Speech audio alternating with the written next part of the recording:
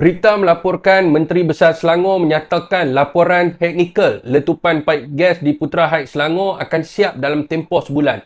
Sedara, takkanlah laporan awal pun ambil masa sebulan untuk dikeluarkan. Rakyat nak tahu apa dapatan awal berdasarkan penemuan teknikal terhadap bencana ini. Berikanlah dahulu laporan awal, contohnya apa metodologi siasatan ke, analisa punca utama ke dan penemuan teknikal. Takkan itu pun ambil masa sebulan kot. Saudara dan sedari, sebab itulah rakyat cadangkan agar dibuat sidang khas di peringkat Dewan Rakyat dan Dewan Undangan Negeri bagi membincangkan berkenaan dengan bencana ini. Dan saya sangat tak faham di mana sekarang ni bukan ada COVID pun. Dan kenapalah mereka ni takut sangat nak buka Dewan Rakyat ataupun Dewan Undangan Negeri. Jadi, kenapa mereka ketakutan nak bentangkan perkara ini secara terbuka kepada rakyat? Ini bukan melibatkan 1-2 orang rakyat. Ini melibatkan 190 rumah yang rosak dan 150 individu yang mendapat rawatan. Sehingga hari ini masih ada lagi yang dirawat di hospital. Rakyat inginkan pembelaan yang sewajarnya, bukan alasan demi alasan yang diberikan oleh kerajaan negeri ataupun kerajaan persekutuan. Ini nak jaga rakyat kan nak jaga